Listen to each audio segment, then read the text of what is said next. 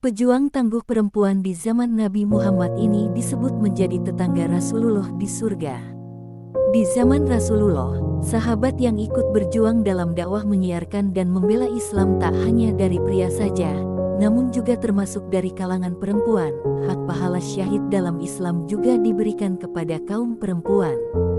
Tidak hanya kepada kaum laki-laki saja, pada zaman Nabi Muhammad yang sangat terkenal dan termasyhur adalah pejuang perempuan bernama Ummu Umarah. Ia merupakan kaum Ansar yang dijuluki Singa Merah.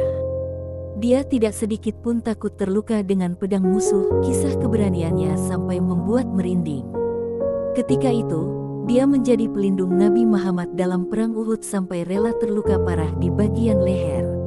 Ummu Umarah perempuan Ansar yang paling banyak mengikuti peperangan bersama Rasulullah, julukan Singa Merah karena dia sangat pemberani dan berdarah-darah dalam membela Islam. Dalam perang Uhud, kaum muslimin dalam keadaan kacau balau melawan musuh yang dipimpin Khalid bin Walid. Sebelum hijrah, Ummu Umarah menjadi salah satu yang kembali melindungi Rasulullah ketika nyaris diserang musuh. Dia melindungi Rasulullah tanpa membawa senjata. Dikisahkan, ketika musuh hendak menebas Rasulullah maka Ummu Umarah menahan pedang musuh dengan tubuhnya. Setiap kali menahan dengan tubuhnya, Ummu Umarah merasa lega dan tersenyum setiap melihat Rasulullah tidak terluka. Setidaknya ada 20 luka panah, tombak, hingga sayatan pedang di tubuh Ummu Umarah. Yang paling parah adalah pada luka Ummu Umarah di bagian lehernya. Kalimat tauhidnya sudah bulat, rela mati demi Rasulullah. Ummu Umarah sampai ditandu saat pulang dan kembali. Saat sedang dirawat dan dijahit, Rasulullah khawatir dan mendatangi tenda Ummu Umarah. Rasulullah yang berada di luar tenda pun menyampaikan salam.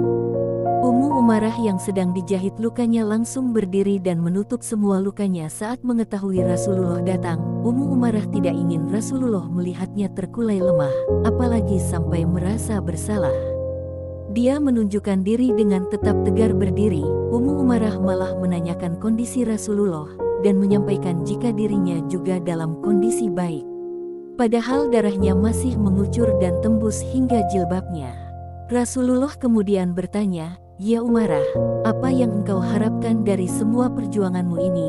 Lalu Ummu Umarah menjawab, "Ya Rasulullah, hanya satu yang saya harapkan. Doakanlah saya menjadi tetanggamu kelak di dalam surga." Semoga Ummu Umarah benar-benar menjadi tetangga Rasulullah kelak di surga. Sholawat dan salam kita ucapkan untuk Rasulullah hingga akhir zaman.